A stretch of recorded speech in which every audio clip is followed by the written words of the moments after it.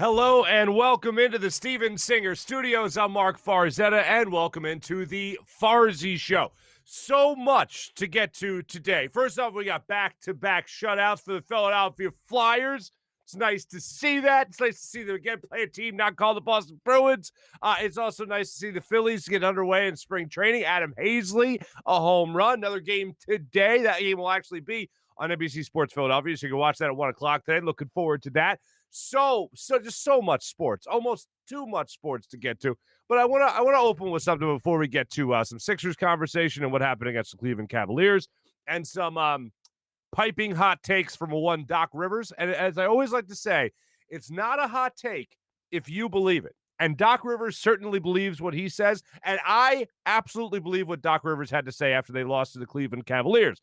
But I start with this because I don't know how to feel about this because a buddy of mine sent me this text, and it's a video of his son taking down, I believe his 7-year-old son taking down his fat head of Carson Wentz. And the text I got was de-fat-heading the room.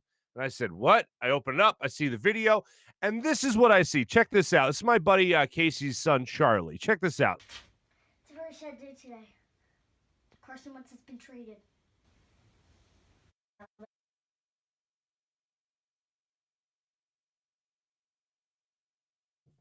He's taking down the fat head in his room. He's got to go get the stool to try to rip it down. And anyway, you get the idea. And I like, part of me is like, good for him. You know, he's not a Philly guy anymore. He's now an Indianapolis Colts, so you move on with your life. But then, like, it's a sweet, innocent child. Should these kids be keeping the poster up, or should they be taking it down? I'm going to ask you to weigh in. Like, is this a simple thing, or am I complicating it? What should be happening here? Let the hero be the hero, or because he's not here in Philly, forget you, see you later. Like, we do have a Super Bowl in part thanks to the way Carson Wentz played. So when it comes to this, it's a very much Mickey Mantle's never going to pay my rent type of thing, if you get the Bronx Tale reference. So weigh in on YouTube, shoot me some comments, and let me know how that makes you feel. Because there's a little thing that's like, oh, no, kid, come on, keep believing in your guy. If that's your guy, keep believing. The other part's like, well, he ain't in Philly anymore, so what's the big deal? Weigh in on that. Want to get some conversation going on that on our YouTube comment section, also on Twitter as well. So I want to just ask you fine people how that makes you feel, because a part of me is a little sad when I see something like that. Speaking of sad, did you watch the Sixers play the Cavaliers on Saturday night? Did you happen to see that? Because there are certain times, and I hate accusing a team I love in particular, the Sixers, the 76ers, I hate accusing them of being, I don't know, less than 100% in terms of the effort that they're giving them. I never want to look at an athlete and say, you're lazy. You know who's lazy? Athletically, me. Like, that's like, for me to sit there on the sofa and call these guys lazy, these professional athletes, is just hysterical. But I'm watching this game and I'm thinking, they don't have it tonight. There's something about their body language. There's something about just the way they were going with it. It looked like you were just going through the motions. That's what it looked like. And then after the game, you see, well, really the third quarter, you start to see them pick it up a little bit. Fourth quarter, maybe a little. And then they force overtime. And I thought that Joel Embiid was going to knock that shot down Saturday night. He was going to make the shot, and all was going to be right with the world. The previous 3-4 quarters wasn't really going to matter. JoJo got the game-winning shot, and you're good. You can escape a game like that as a good team when you find a way to win like that. Unfortunately, the shot from JoJo rimmed out. They went to overtime, and we'll let you hear from Doc Rivers in a second on what it felt like to go to overtime at that point. But good teams find a way to win, and the Sixers certainly are a good team. But you can't mail it in for almost 4 quarters of basketball and then expect to, we'll just get that shot because it's the Cavs and we have the best player on the floor, one of the best players in the league, if not the MVP, and Joel Embiid. We got this. You can't just rely on that because, and I always go back to this because I remember my coaches saying this when even I was a little kid, and your coaches probably said this as well. Whenever they thought you were lacking effort a little bit, they might go, hey, we're not good enough just to show up and win. We're not good enough to show up and win. And that's kind of how it felt in watching the Sixers. It felt like that was a game. Even though it seems like the Cavaliers always match up well against them and Colin Sexton gives them problems, it just felt like that was a game the Sixers felt they could just show up and win. And I'm thinking, Not yet, fellas. Not yet. You've been playing some great basketball. Ben's playing the best basketball I've ever seen him play. Joel Embiid throughout the whole year has been playing the best basketball we've ever seen him play. Still, you need more. I know Tobias Harris was out. He was dealing with an injury. But I'll tell you this much. Looking at that game, going on DraftKings, I think the Sixers were at minus 11 going into that game. I saw Tobias Harris out, saw it was the Cavs, and I've been the guy riding the Cavs all year for as bad as they have been. This seemed like a bad matchup for the Sixers. I actually bet the Cavs. Threw a couple of bucks on the Cavs to cover that at least. And boy, I'm disappointed that though of course they covered, so I'm happy. But they won, so I'm pissed off. Mainly pissed off, though. But Doc Rivers, I give him all the credit in the world because we always ask our coaches to be honest, and we never, ever want a coach to tell us something that we don't believe. We don't ever want to listen to a coach justify what we all saw. Like, oh, no, it wasn't about effort. It was just, a tough night. No. We never want to hear a coach say that. So after the game, Doc Rivers did not mince words when he talked about his team's effort and his team's offensive abilities or lack thereof in this game. Take a listen to Doc Rivers. I don't think it was the schedule. I just thought we came out flat with zero energy tonight. Give them credit. They played so much harder than us. Through the game, I thought we had one quarter with energy, the third quarter. Other than that, they basically got the shots they wanted all game. If they didn't, they got the offensive rebounds. They got the back cuts when they needed them.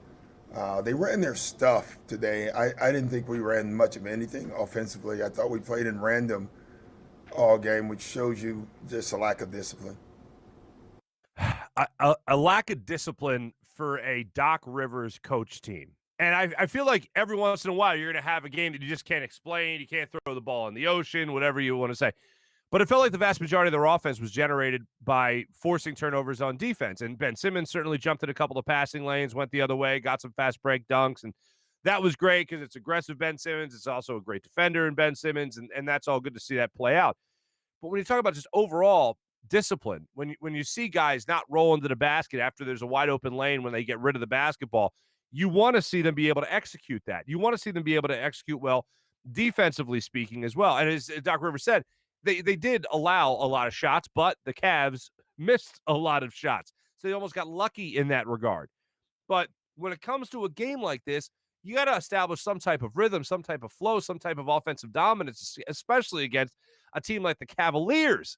And they couldn't reach into the pile and pull something out to help them win. They almost did with the JoJo baseline shot, the step back that he just couldn't knock down. But in talking about his team's effort, later on in the press conference, Doc Rivers said something that I actually thought it was one of the more telling things, and it was very subtle.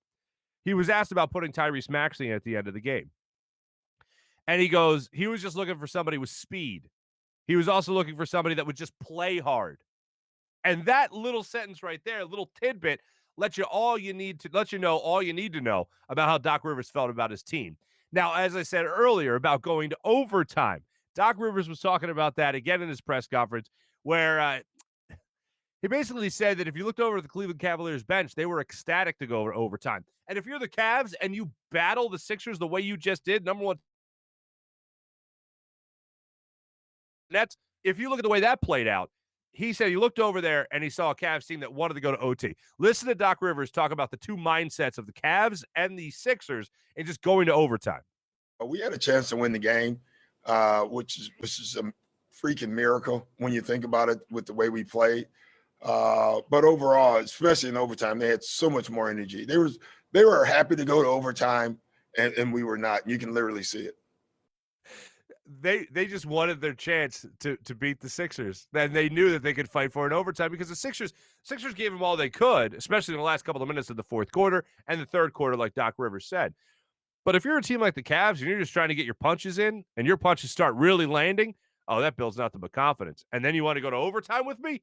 Yeah, let's kick the tires and keep that going. Sixers, they got the Pacers coming up next. Always another tough opponent for them. So hopefully the Sixers can take care of business as far as that game goes and get back on the winning track.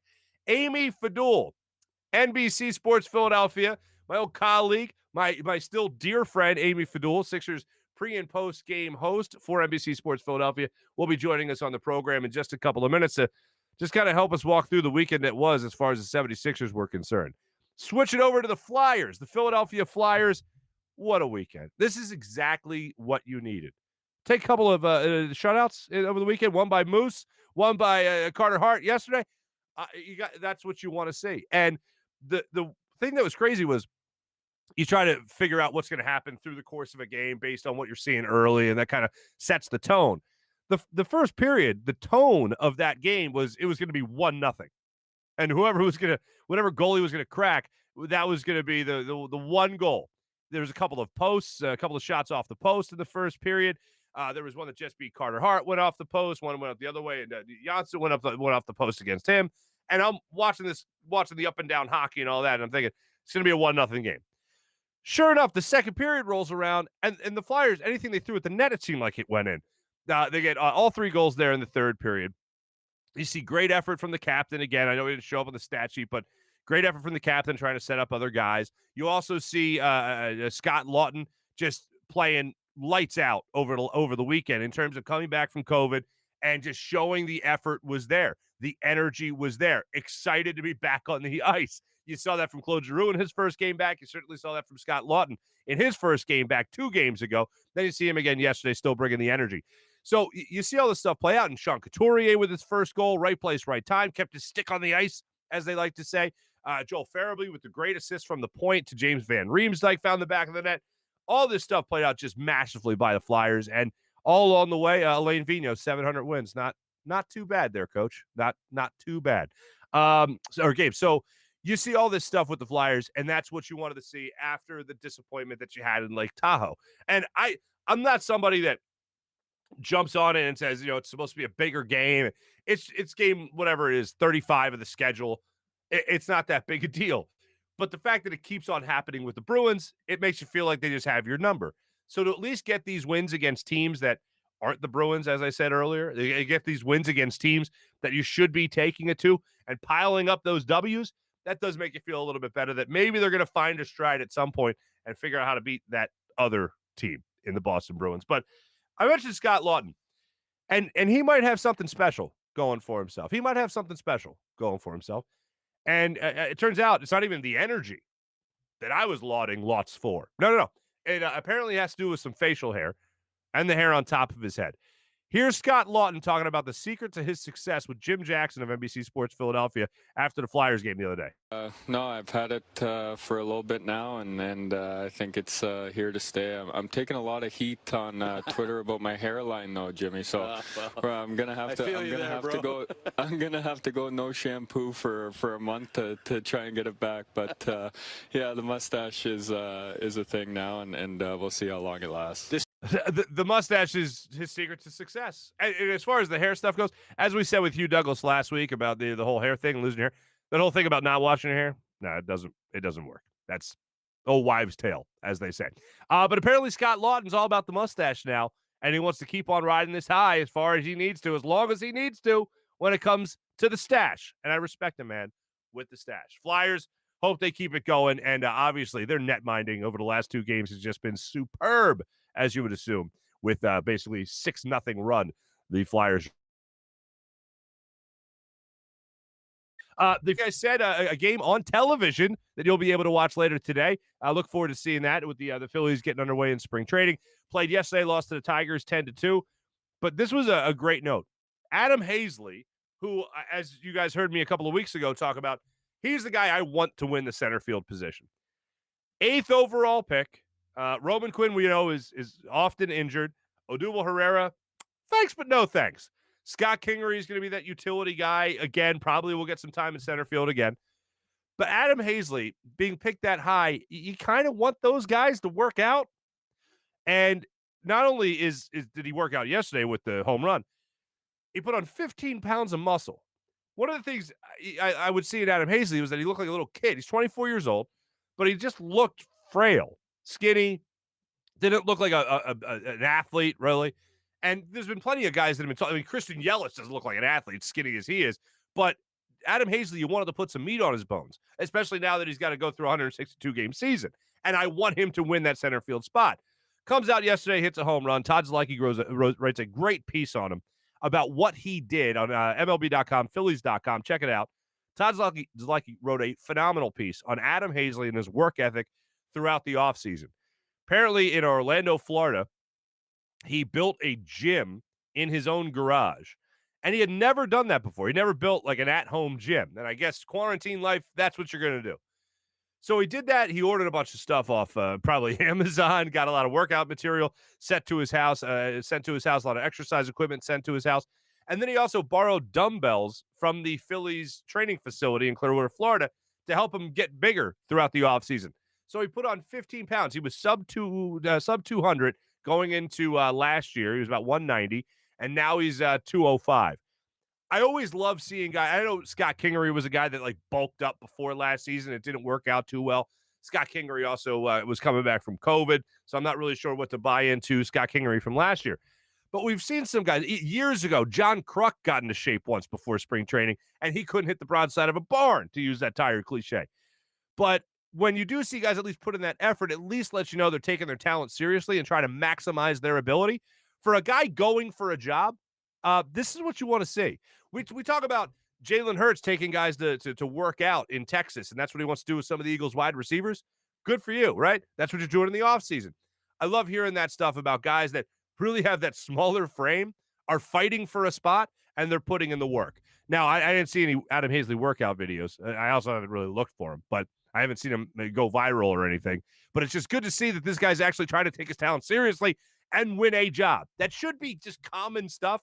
But when you actually see an athlete do that, especially in this city, it feels like, all right, man, this guy wants that job. He wants to go out there and prove to the world that he can at least be the Phillies starting center fielder this coming season. And that would also give me the warm and fuzzies, because then that lets me know that this 8th overall pick is getting the most out of it. So I wish Adam Hazley all the luck in the world. If I could vote for a center fielder, that would certainly be the guy to do it. Phillies get underway today at 1:00. Coming up in a minute, we're going to talk to my friend Amy Fadool. And Amy was in studio, as she's been all throughout the Sixers season. And we're going to try to figure out what happened against the Cavs. But not only that, we're not going to spend all the time harping on a loss against Cleveland Cavaliers, because, like I said, sometimes those losses happen. And normally, if a team's effort isn't there, I'm usually looking at a head coach saying, well, why didn't you get them ready? Now, if it's a repeat, it keeps on happening, then I'm going to obviously look at Doc Rivers and say, well, what's going on here? Thought you were Mr. Accountable here. And he certainly held guys accountable after that game by calling them out, saying, yeah, the effort was terrible. And even when they look at film later in the week about this game, or they probably all have already, he's going to point out not necessarily mental mistakes, but just lazy mistakes that his team made and committed against the Cleveland Cavaliers. So at least you're going to hold him accountable in that regard. But usually you can look at a head coach and say, well, why didn't you have him prepared? If it's every once in a while, you look at the players. You look at the players because they're the ones that are supposed to still they're responsible for themselves. If it continuously happens, then you start to look at the coach and say, we're going to put the quarter in, so to speak here, coach. But Doc, very honest, open after the game. We'll get Amy's take on all of that and how it played out for the 76ers and what it means going forward. But we'll also get into some of the things that we have learned to be more normal throughout the year. For instance, Joel Embiid playing so well. And then over the last month, Ben Simmons playing as well as he has played. We'll get into that with Amy Fadool. And I know Amy has some high opinions when it comes to Ben Simmons in particular. So we'll get to Amy in just a second. But right now, I got to tell you about my good friend, Steven Singer of Steven Singer Studios. Fellas, looking to pop the question. Ladies, looking to pop the question. Head to the other corner of 8th and Walnut. But before you do that, go on IHateStevenSinger.com. That's IHateStevenSinger.com. I got some family in town. They see the billboards. They go, what is this? I Hate Steven Singer. What's going on there? I go, well, look it up. IHateStevenSinger.com. And then they see the inventory. And then they see my wife's engagement ring. And then they see my wife's wedding band and my wedding band. And they know they're getting good quality stuff if they go to Steven Singer of Steven Singer Jewelers. Go to IHateStevenSinger.com. Log on. Go to the appointment scheduler, make yourself an appointment, and then you go down to the other corner of 8th and Walnut, where a real jewelry expert will walk you through everything inside the store. They got the plexiglass set up. They're adhering to all CDC guidelines, so you feel safe in that aspect, and then you feel taken care of as you do pandemic or no pandemic, because that's what Steven Singer does. He likes to say he's in the love business because he is. He likes to also say that he's like if Walmart and Tiffany's had a baby, That'd be Steven Singer of Steven Singer Jewelers. Head to the other corner of 8th and Water or go to IHateStevenSinger.com. Every time, the perfect price at Steven Singer Jewelers. No hassle, no haggle. Steven Singer Jewelers, IHateStevenSinger.com. Let's explore the avenues of the 76ers further with my good friend Amy Fadool as he joins us here on the Zatos Investments guest line.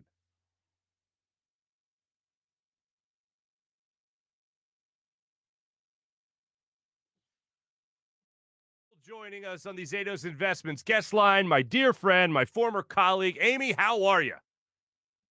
I'm doing well, my friend. Much better than the Sixers against the Cavaliers. I'm doing great. Yeah. No, I'm okay. Yeah, I'm good. Other than the Cavs and the Sixers game, and as you know, my in-laws are from Cleveland, and I just happened to, of course, be watching the game with them as they're over the house.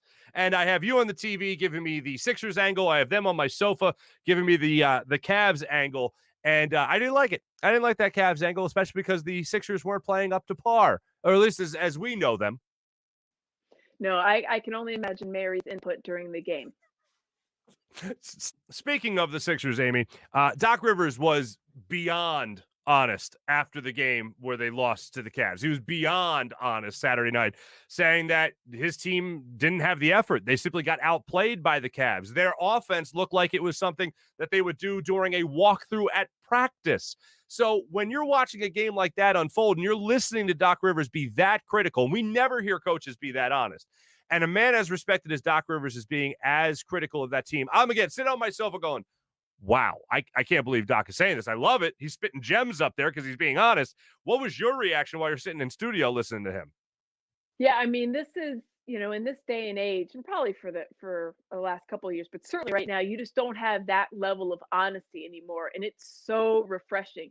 He said, hey, we came out flat. The energy level was like a walkthrough. And he said, it wasn't about going back through and looking for execution. It was about effort, and it wasn't there. I'm like, wow, okay, so that's 3 strikes. They're definitely out. I imagine he had quite the blistering halftime and quite the blistering post game. As Jim Lynam say, the paint probably wasn't left on some of the walls in that locker room because he was probably so fired up. Because if that's what he was like us to the media, you can only imagine the level of disgust and just disappointment because they're hoping to ride into this All-Star break on a 5-game win streak, and you needed to beat the Cavaliers of all teams. I mean, you've got the Pacers coming up, who are a much better team than the Cavaliers, who only had 9 players available. And granted, it's a young team with some talent. I mean, there's some guys. Colin Sexton is talented. We all know what Jared Allen, when he was with the Nets, could do against the Sixers. But really, Darius Gar. I mean, it's not that hard, but it was a game plan that certainly worked for the Sixers. In this copycat league, I'm sure people take notes of when the Sixers lose, of how to beat them. Of course, the Nets are right on their heels. The Nets don't need any blueprints on how to beat them. The Nets are the Nets, and they have 3 of the best players in the league. When healthy, it's going to be tough to stop them. But it was a confusing game. But I loved seeing Doc's honesty. I love seeing his fire. I think that's one of the great things about having him here, is that you get that real sense that this is different. This is a different team. This is a different kind of avenue that they're being pushed down, as opposed to in years past. What's so crazy about this, Amy, is that this was all after a bunch of us, myself included, praised Doc just Friday for their win over the Mavericks. We came out the following morning saying, oh, Doc knows how to hold these guys accountable, knows how to motivate them, knows how to get it going. And this was because Ben Simmons gets asked after the game by Charles Barkley, after they beat the Mavericks, saying, hey, what's the difference between this year's team and last year's team? And Ben goes right to, oh, Doc came in and held everybody accountable. So everybody knows their roles, everyone knows their responsibilities, and everyone has to perform up to a certain level. And Doc makes sure everybody does that. This game was not at all an example of that. To me, it seemed like the Sixers could we'll just play 3 quarters, and then we'll really start playing hard in the 4th quarter. We're a good team. We could get away with mailing it in and then just pulling it out late. And that obviously wasn't the case. Yeah, we've seen that. Every good team's allowed a stinker, right? I mean, you're not going to go through the season just with absolute gems night in and night out. The Lakers have them. The Warriors, when they were in their heyday, had them. It happens. Unfortunately, they can come at wrong times. I just think this was a tough time for the Sixers because they did gain so much momentum and so much national, like, hey, look at this. The Sixers are real. They beat the Mavericks. And then if you're just now paying attention to the Sixers, if you're on the national stage and you look over and you're like, you lost to the Cavaliers and you only scored 92 points in regulation? Like, you can't be an Eastern Conference contender. Like, there's no way you're going to get smoked by the Nets. So it's just one of those confounding things. They had that game against the Pistons that I thought was a real clunker of a game.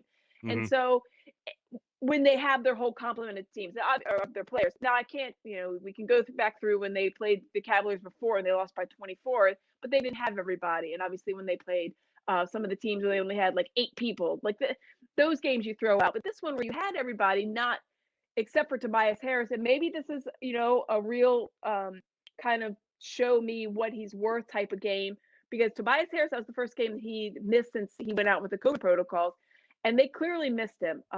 It was a different pace. The Cavaliers like to slow everything down. Jim Lynam and I talked about it. I equated it to like the 4 corners of Dean Smith, and of course, Jim. Yes, I used to coach with that strategy sometimes, because of course Jim coached before the shot clock era, because that's Jim. But that that quicksand type of pace. So even if you think you're going to come back, you're not going to get the possessions because they're taking it down to the shot clock 3 seconds every single time. And it doesn't matter if they don't get the shot off.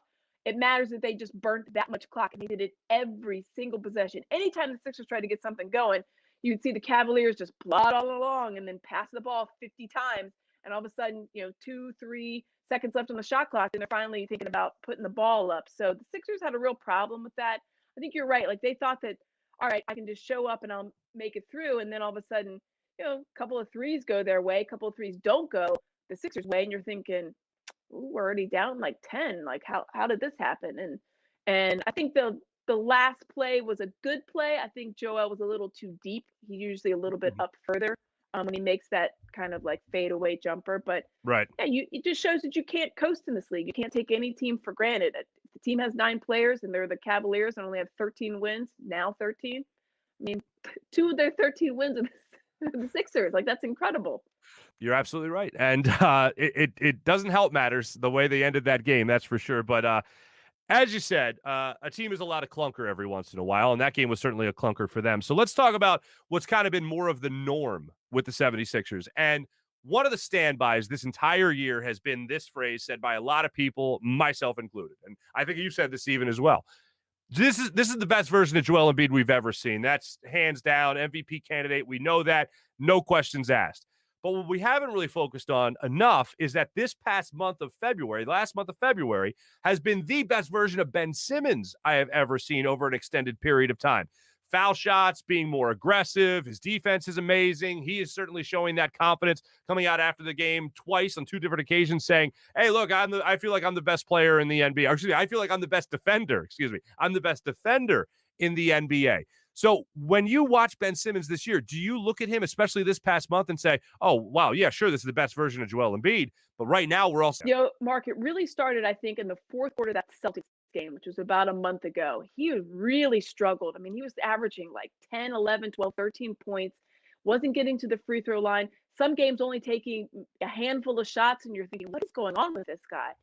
And then all of a sudden, 4th quarter, they needed him in that Celtics game, comes out like gangbusters, shot the ball like 7 times in the quarter, and you're thinking, well, where was that guy? I mean, he hadn't shot the ball 7 times in a game at some point. So it was a revelation. And since then, I mean, he's scoring upwards of 23, 24 points on average a game since that time in the last month. The month of February was absolutely his month. I know his numbers aren't flashy enough to get him like a player of the month type, but if you compare where he was to where he is and where it seems that he's going, I would have given him the February player of the month just because of what a difference maker he is. The aggressive Ben Simmons looking for his own shot.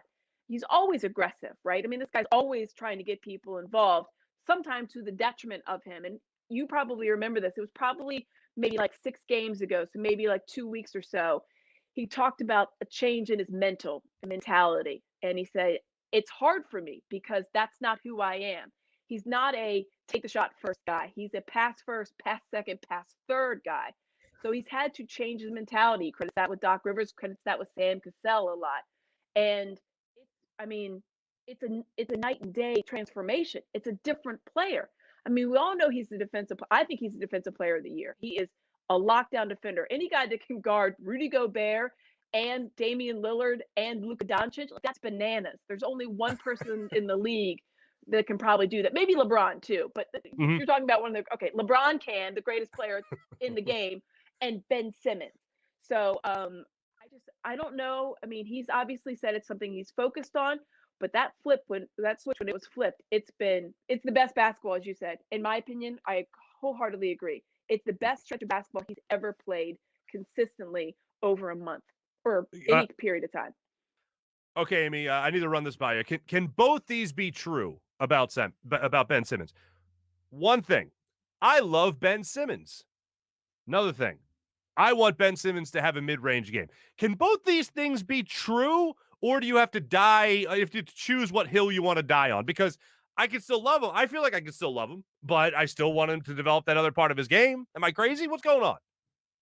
No, I mean there are people that will, and they're not going to be all in on Ben Simmons until he gets that jumper.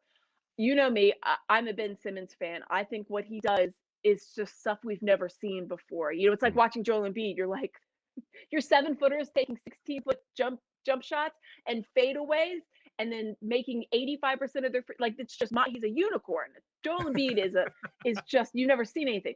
But then when you watch Ben Simmons, I mean, he guards 1 through 5. Like I said, I can think of LeBron James as the only other player that can guard 1 through 5 with any kind of success. I mean, I can try to guard 1 through 5. It's not going to go well for me. It'll be great for the 1 through 5. Oh, stop it. Come on. You could guard 1 through 5. I've seen you. You're an athlete. As long as they're under 5, then I'm totally fine. Yeah, that's the little caveat there. They got to be younger. It's shorter. Copy that. Skilled. I'll tell you what really. Yeah. Oh, go ahead. No, I was just going to say, like, I just think that I don't need him. I mean, it'd be great if he had a jump shot. Still doesn't make him, not a great player. He's a great player. Here's where I got off the jump shot hill. When Doc Rivers came out last week and said that he was calling around the league saying he was going to campaign for Tobias Harris and Ben Simmons to make the All-Star team, and he's calling different coaches and all that, and the coaches were like, why are you calling me about Ben? Ben's fine. Let's talk about Tobias.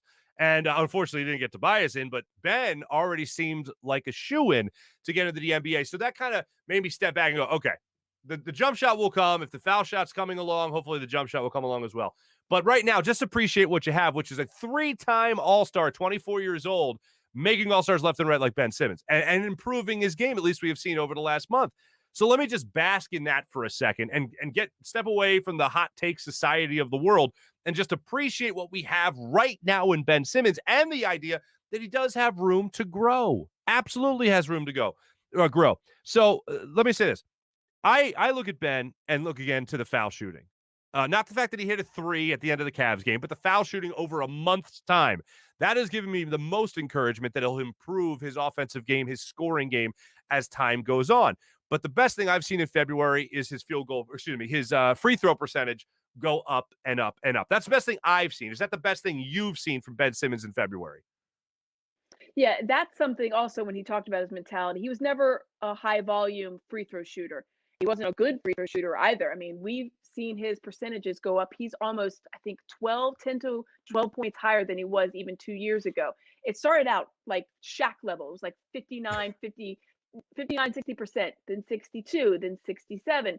And then this year, I think overall, right now for the month of February, it was like 75%, which is, I think, 12 points over what it's been on average the last couple of years. It's the aggressiveness and the fact that he's going to the free throw line. That's something he credits to Sam Cassell and his mentality of, all right, listen, you're not a jump shooter. That's fine. We'll deal with that later, maybe. I don't know what their conversations are, but it's obviously not their primary focus. Their primary focus is getting him to the free throw line at least 8 times a game. And it's something that you've heard in the past. Brett Brown certainly talked about it. And yeah, it'd be great if our point guard could get to the free throw line. But also he's not making them. He's only making them at a 65% clip, a little less than. So that was always the thing. Like, you can always tell a good shooter if he has a good free throw percentage, and Ben Simmons didn't. So you think, well, he's not going to be a good shooter. That's not the case. He just wasn't getting there apparently enough or working on it. And to me, like, if you have your 2 main scorers in Ben Simmons and Joel Embiid, and they can get to the free throw line with the rate they're doing. I mean, Joel gets there 12 times a game and makes 10 of them at least. That's good. 10 automatic points, especially with the game on the line. Ben Simmons, we've seen him hit them with the game on the line. So it's a completely different mentality for him. It's a revelation. I mean, this is a kid that, like you mentioned, he's 24 years old for Pete's sake, and he's only going to get better. And I get that there's people that want him to have a jump shot. I think that that's just how the league is now. Okay, riddle me this. Do you remember watching 2 days ago, the Nuggets Wizards game. Did you see this? The Nuggets game, Jamal Murray. Yeah, no. At the end of the game, yeah, no, I remember this. It was crazy. So Jamal Murray's bringing the ball up, right? Jamal Murray shoots the logo range, drop 50. They triple team him, as they should, because the three-pointer would win the game. He looks over and he sees not one, not two, but 3 gentlemen on his team hanging out on the perimeter. Yeah. Go to the basket. You only need 2 points. But that's the mentality of the league. That's the mentality of the fans. Right. Three-pointer. So Ben Simmons doesn't shoot three-pointer. So who cares? He can go to the basket. Give me 2 points. Jamal Murray, I think, came out after the game and just said simply, we forgot how to play basketball. I don't know what to tell you, but that was pitiful. The first guy down there, what do? You go to the basket. No, I'm going to hang out here. I'm a hero, and I'm going to win the game. Good. And then there's a gentleman who I never heard of shot it. Never heard of. His name was like Faco. Faco was his name. Flacco from the Replacements? Yeah. Yeah, Shane Falco. Shane. All right, Amy. Last thing for you. The NBA trade deadline is just a couple of weeks away, and obviously it'll be here before we know it. What do you want to see the Sixers at? Either a specific player or a style of play from a player. What do the Sixers need? Amy Fadool sitting up there with Daryl Morey, and he says, hey, Amy, what do you think I should do? What do you want the Sixers to get come the trade deadline? I mean, it's shooting. It's 3-and-D. You need a legit 3-and-D guy, not a guy that you say is 3-and-D and then he gets here and all of a sudden he's a one-trick pony and neither trick is good. So, I mean, Kyle Lowry's a name floated out there. I think you have to pay a pretty hefty price. You have to make the salaries match. It means you have to get rid of one of your veteran guys, I think, that has a salary, and you're probably going to have to get rid of one of your young guys and maybe a pick. I don't know that it's worth it, but Kyle Lowry, you're basically making every move to beat the Nets. And I don't care. They're going to give you lip service. Actually, you know what? I don't think Daryl Morey would give you lip service. I think Daryl Morey would actually tell you the truth and be like, yep, we're going to go ahead and try to beat the Nets. The Nets are acquiring everybody. Every name that comes up, the Nets are involved, right? It's like, oh, I heard Michael Jordan might come out of, well, the Nets are in on him, so we can't go. What about Shaquille O'Neal? The Nets. The Nets are going to get him. It doesn't matter the name. So they are clearly building for the championship. The Sixers have to get past them, and they got to finish in the top 3 because you don't want to have to play the Bucks and the Nets. You can play one, but not both. That's not going to go well for you. I think Kyle Lowry would be a difference maker in that Nets series when it would get to that. I just worry about what you would have to get up. There's a couple of guys out there that we've seen that are on expiring contracts or that are at teams that are not going anywhere, like the Pistons, that you're thinking, oh, maybe he could get, like DeLon Wright is a name that's been brought up. You're thinking that is a guy. Wayne Ellington is another veteran type player. A decent 3-point shooter, but defense is obviously something that's the mantra of this team. We've seen it. They're successful at it. Matisse Thybulle can get you through. Offensively, Matisse Thybulle is not where it's at, and that's not a knock against him. It's just not his game. You got to get a sharp shooter and a guy that's going to score points. I need a guy that's going to guarantee you 12 points coming off the bench without even batting an eye. No, I am 100% with you on all those points. Amy, I can't thank you enough. I can't thank you enough for coming on. It's always great to talk to you. Great to have you on. Thank you so much. And I would talk longer, but I got to run. Jerry Bailey's coming on, so you know how that goes, right? Amy Fadool, ladies and gentlemen, from NBC Sports Philadelphia. You see her all the time during the Sixers broadcast. 76ers pre- and post-game host, the great Amy Fadool. Amy, thanks so much. Thank you. One of my favorite people on the planet, Amy Fadool. Absolutely one of the best people, best broadcasters and best people in general. So thanks again to Amy for joining us on the Zatos Investments guest line. Horse racing legend, Jerry Bailey, that is, by the way. Before we get to our social media check-in and our morning rush, I do want to tell you about some of the great people that get involved in this program, like the people at DraftKings Sportsbook. We talked about basketball a lot over the last couple of weeks. How about some UFC 259, ladies and gentlemen, going on this weekend? And be sure to get in on all the action-packed stuff going on with 3 title fights taking place in one night. DraftKings Sportsbook, the official sports betting partner of UFC, is putting you right there in the center of things this weekend when it comes to all things UFC. You can get 100-to-1 odds on either fighter to land a punch. That's it. Bet on a fight. Just land a punch. That's all you got to do. Sound like a no-brainer? It's another one of those no-brainers from DraftKings.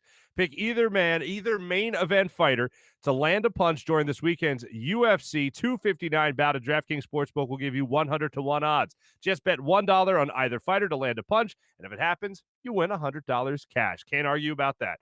There's no better way to put your MMA knowledge to the test than to put the money where your mouth is with DraftKings Sportsbook. Don't worry if MMA isn't for you. DraftKings Sportsbook offers great odds and promotions on basketball, hockey, as well as so much more. DraftKings is safe, secure, reliable, so you can deposit, withdraw your funds at your convenience. Download the top-rated DraftKings Sportsbook app now. Use promo code Farzy. Once again, promo code Farzy when you sign up to turn $1 into $100 if either main event fighter lands a punch on Saturday.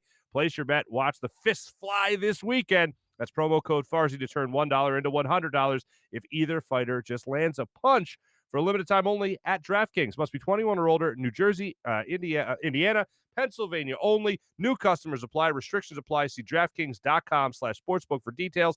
Gambling problem? Call 1-800-GAMBLER. Or in Indiana, call 1-800-9-WITH-IT. How about that? And how about get with this? Our friends at Steak in Maine. Saw my man Tony Cavada posted some photos over the weekend. Some great stuff. Just looks delectable. Succulent, even. Head to Steak in Maine. Fine dining in the heart of Northeast Maryland. Whether you dine in a more upscale steakhouse or casual bar and patio, you'll enjoy the highest quality prime meats, fresh seafood, world-class oyster bar, and freshly prepared sushi. All that and an extensive wine list that includes this. Their own Cavada cellar wines. Not too bad. Open every day for lunch, dinner, and Sunday brunch as well. Steak in Maine in Northeast Maryland voted #1 place for steaks in America by the Travel Channel and the Cooking Channel. Check it out for yourself. Go to steakinmaine.com for more information. That's steakinmaine.com. How about this as well? Zatos Investments, a great sponsor of the show. They've been just killing it in the Philadelphia real estate game. They're doing a fantastic job. Zatos Investments is an up-and-coming luxury real estate development and investment company in the Philadelphia area. They design and develop top-of-the-line custom homes all around the city, ranging from small single-family rehabs, ground-up new construction townhomes, and condo buildings. Zatos also works closely with their private investor group to provide them with substantial returns on their investment, ranging from 20 to 40%. Like I said, they're crushing in the Philadelphia real estate game right now. To see some of their properties or learn how you yourself could invest with Zatos, go to info@zatosinvestments.com or visit zatosinvestments.com. So thank you to all our fine sponsors. And let's thank all our fine listeners and commenters. Going to run through some comments here on our YouTube channel. This is our social media check-in brought to you by our great friends at Steak and Maine. Jacob just starting it off by saying morning. Well, good morning to you, Jacob. Thanks for listening. Thanks for watching. Ken Morrissey, fist bump right back at you, my friend. Right. All right. Ken's also saying right on, right move, little man. Now, in case you missed it earlier in the show, I showed you a clip of my buddy's friend, my buddy's son, Charlie, taking down the fathead in his room of Carson Wentz. And, like, I feel like there needs to be a mourning process, especially if you're a kid. Like, your friend. Like, I remember when I was in 5th grade and Clarence Weatherspoon got traded. Like, okay, Clarence Weatherspoon wasn't on the same level as Carson Wentz. But Clarence Weatherspoon also didn't help the Sixers win a championship. Carson Wentz at least helped the Eagles have a great season and then already clinched the playoff spot by the time he was injured. And then Nick Foles got home field advantage, and then he won the Super Bowl. I get it. But, like, I always thought there should be a mourning period. And that's maybe what I think of as a child when I was a kid with athletes that would leave town or get traded, whatever it might be. And right away, boom, they got traded. Carson Wentz got traded. Little Charlie's in his room, taking down the fathead. So we showed that to you earlier. And I said this is kind of maybe a Mickey Mantle's never going to pay my rent type of thing. And apparently he just wanted to move on as fast as possible. So Ken is saying, yes, absolutely, that's the right move to do. Pete saying the same thing. Of course, take it down. No hard feelings, but weird move. Weird move to have a redhead who lives in Indy just up on his wall. I don't know. If you know the family, it might actually make more sense. Broads says, take it down. Sports Talk with Broads, our guest from last week. James says, Lawton is hilarious. Scott Lawton is hilarious. The mustache is here to stay. And he even said that. I champion that cause. Lawton, whatever helps you, buddy. If you're going to be out with COVID and all that stuff, with COVID protocol, whatever, and you come back and you need a little mustache to get the juju going, by all means, you grow that stash, my friend, and you keep on, you ride that, all right? Ride that momentum, my friend. So good luck to him. Nasty Knuckles, what's up, Nasty Knuckles friends? Appreciate all the hockey knowledge you guys give us. Great stuff with Bundy. I went back and watched even more of it after we had Riley Cote on. The stuff he was talking about, who was it? Was it Dykehouse? Just go check out the Nasty Knuckles podcast at some point today and listen to Bundy talk about how he made Dykehouse think there was a ghost in his apartment. Good times. JD Harrison. You know what? I'm glad you mentioned this, JD. Thank you. You can't lose to the Cavs. I'm sorry. That's what JD says. And you're right. You can't lose to the Cavs. And it sucks that they lost to the Cavs. And I called out their effort. I said it was BS. You can't have effort like that. And you're right. You can't lose to the Cleveland Cavaliers. But I think we all know that every once in a while, there's going to be that dog you-know-what game that just plays out in front of you. And yes, should it ever happen? No, of course not. But in sports, it does. And I hate to just dismiss it, but I can't be riding the high that I've been riding all season long with the Sixers. And then all of a sudden they lose to the Cavs, and I'm like, well, this team sucks. Like, how much of a fraud would I be? Now, here's where I always go into the hot take area here. Let me go into the hot take zone. If I go into the hot take zone, my take today would be how the Sixers suck. They're not going to win anything. Trade Ben Simmons. They can't even beat the Cavs. That's all hot take BS to hit the panic button after losing to the Cleveland Cavaliers. I'd rather go in the realm of, hey, we all watch sports. We know that this stuff happens from time to time. We hate it. It sucks to watch it. But I have a lot of confidence that the Sixers are going to bounce back against the Pacers. With that being said, if they lose to the Pacers, I'll lose my damn mind. And then you'll see me cry bloody murder. Anyway, but JD, I agree with you. You can't lose to the Cavs. But I do understand that games like this are going to happen.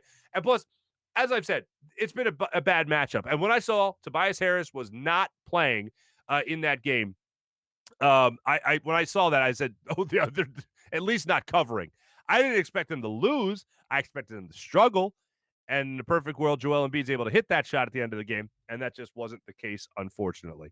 That was our social media check-in brought to you by our good friends at Steak and Maine. So appreciate you guys sponsoring that. Appreciate all the comments and all the people following the show right there. How about this? How about our morning rush brought to you by our friends at Sky Motorcars and SkyMotorcars.com. Going to give you some NBA news from overnight.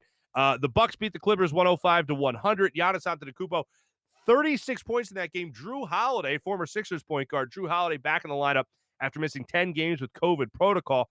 Celtics, I believe, just won back-to-back games. They took care of business against the Wizards at home last night, 111-110. Lakers beat Golden State 117-91. Just absolutely took it to Golden State. Tonight, the Nets are back in action. Now, the Sixers play at 7 o'clock against the Pacers. Then a little bit later on at 8:30, the Nets play at the Spurs. The Nets are just a half game behind the 76ers for first place in the Eastern Conference. Sixers beat the Pacers tonight. All is right with the world. They maintain first place. We're all giddy. Sixers lose to the Pacers. Nets beat the Spurs. And even more reason to go down the avenue of panic mode. And I mean that lightheartedly. But as lighthearted as you could be in panic mode. But yeah, the Sixers hopefully take care of business against the Pacers. I think they do, in fact, take care of business tonight.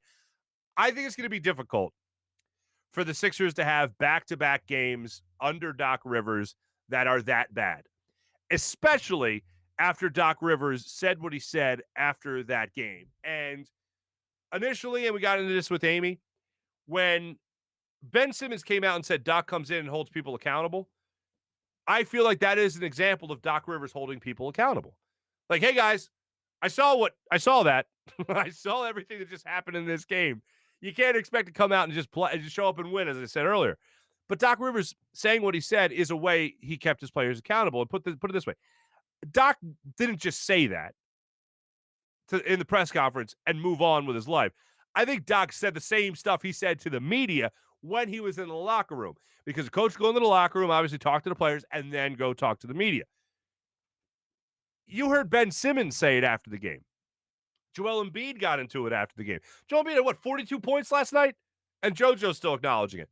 you listen to those guys after the game. The coach, a lot of times the message that gets repeated by the players is the same message that the head coach said during either a break in the action or after the game or halftime, whatever it might have been. And all these players are going to read into it going, all right, yep, yeah, no, he's got us. and they agree with him. It wasn't like, oh, how dare you question my effort. It was, well, you got us. Yeah, we were pretty terrible tonight. So I don't think under Doc Rivers they're going to have back-to-back games, especially this one being at home against the Pacers. I don't think they're going to have back-to-back games with a bad effort. I think they come out tonight swinging. I think they come out firing tonight, and I'm betting the Sixers tonight. It'll sneak there in my big bet segment. But that's what I got for you as far as the Sixers go tonight with the Nets going on as well. Also, Phillies Orioles today, 1 o'clock. First pitch, 1:05, NBC Sports Philadelphia. If you want to get some spring training action, I know some fans were out there talking about being allowed to go to games and outdoor venues and all that. And we'll get more specifics as they start to come out. About 500 people, I think, allowed in the stadium. But when that's when the Philly season actually starts up here in Philadelphia. But the main thing I'm going to be watching, other than the rotation and seeing if they make any other moves with Dave Dombrowski and seeing what else they could bring in maybe to bolster the rotation, I am going to be looking at this center field battle. Because everywhere else, as we've talked about over the last couple of weeks, and Joe Girardi certainly said as well, they're going to be looking to see what happens with this. They're going to be seeing what happens with the center field battle to see who wins the spot. And that's a pretty important position, as we know. The guy I said earlier I'm rooting for is Adam Hazley. I think we all should be rooting for Adam Hazley. I'm certainly not rooting for Odubel Herrera. And I'll say this about Roman Quinn. The guy, we know, is injury prone. But coming back from injury, the amount of times he has, I'd love to see him. I mean, it's either Adam Hazley or Roman Quinn, but Adam Hazley is a guy that's the 8th overall pick that you want to make sure you get a huge return on that type of investment. And I've liked what I've seen from him at the major league level so far. He has definitely shown some signs of being a guy who can be a 270 hitter, which is like the new 300 as far as the batting average goes. Want to see his on-base percentage go up and all that. And he can certainly get on base. And when he can get on base, he's got some speed under him as well.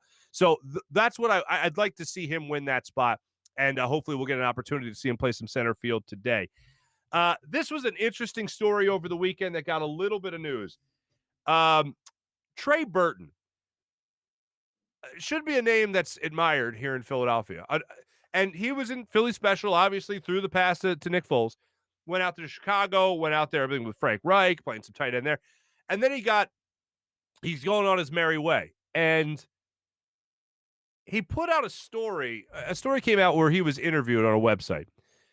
And he was asked about his time with the Colts. And he said it was good to spend time with an organization that knows how to be first rate and a well-run organization to boot. So he was in Chicago. Not so good. Was in Indianapolis with Frank Reich. Okay, some good news coming out of there. But he was also here in Philadelphia. I found it a little interesting. And I hate to go down the avenue of, oh, he said this nice thing about this other thing, so that means our thing sucks. I hate to go down that avenue, but it's too specific. Like, he's played for 3 different teams, and he won a Super Bowl with one of those teams.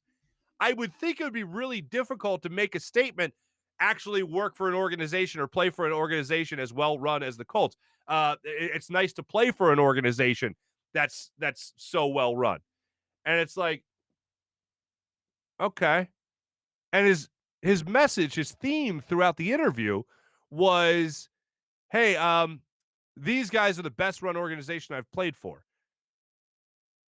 And it's like, is this another shot at what goes on behind the scenes here in Philadelphia, where we got to dissect what's going on with Jeffrey Lurie? What are the decisions he's making? We got to dissect, obviously, what Howie Roseman's doing. What are the decisions he's making as far as game day roster goes? Because that's where my mind went to when I read that read that interview from Trey Burton. It's like, you play for 3 teams, you've only won with 1, and that's not the one you're talking about as the best run organization that you've been playing for. I found that interesting. Not mind-numbing by any means, but it just felt like a little more kindling to start a fire that's already well blazing when it comes to what we know here in Philadelphia about our own team and how decisions are made. So just an interesting thing from somebody you wouldn't exactly expect. Ronald Graber sitting this up. Yeah, facts right there. And that's about Seth Curry needs to start hitting his shots. He absolutely does in the Sixers stuff. Thank you Trobe, I believe that right there. More people reacting. How do we lose to the Cavs? That's Kevin right there. I know. I don't like it, but that's the way it is right now, unfortunately. Taking a look at DraftKings for our big bets segment today. Thank you very much for Sky Motor Cars sponsoring our Morning Rush segment. Big bets tonight. Love the Sixers bouncing back. I believe they're minus 6.5 going up against the Pacers tonight. So I'll check that game out tonight, see what the line is a little bit closer to game time, and see how that goes down tonight. That's my big bet tonight. I did, like I said, I bet the Cavs to cover. I didn't expect them to actually beat the Sixers, but I at least expected them to cover, especially when I saw officially Tobias Harris was going to be out. Hey, we got a huge day for you tomorrow, ladies and gentlemen, and a special announcement for the show I'll give you right now. Go to FarzyShow.com. We got shirts up on the site. We got a philanthropic investment as well. We're going to be hooking up with a local charity, helping them out. So I look forward to ironing out all those details. But just to let you know that some of the proceeds from the shirts are going to be going to a good cause. So just know that. I know we have some shirts up there right now, our typical Farzy shirts. We also have a quarterback factory from something we're going to call the Quote Collection. And maybe a new one coming up because I can't help it. Dwight Howard inspired me. Dwight Howard inspired me big time. After they beat the Mavericks, he came out in his post-game interview, and he was asked about kind of everything that needs to come together for a team to win a championship. And he said, prepare, process, parade. The 3 Ps. I like those 3 Ps. And hopefully the last one happens a lot sooner rather than later. And one in an atmosphere that we can all enjoy, in this COVID world. Once again, thanks to the people that sponsor Big Bets. That's DraftKings. Make sure you bet with America's #1 sportsbook, DraftKings. Download the app right now. Thanks for watching, everybody. Had a blast with you as always. Thanks to my dear friend Amy Fadool for jumping on the program. Make sure you catch Amy tonight, Sixers pre and post game host on NBC Sports Philadelphia. My thanks to Jim Hyden, producing the program. This is the Farzy Show, which is a Buzz Sports and Entertainment production. Ladies and gentlemen, have a wonderful day. We'll see you tomorrow on a happy Tuesday. Have a good day, everybody.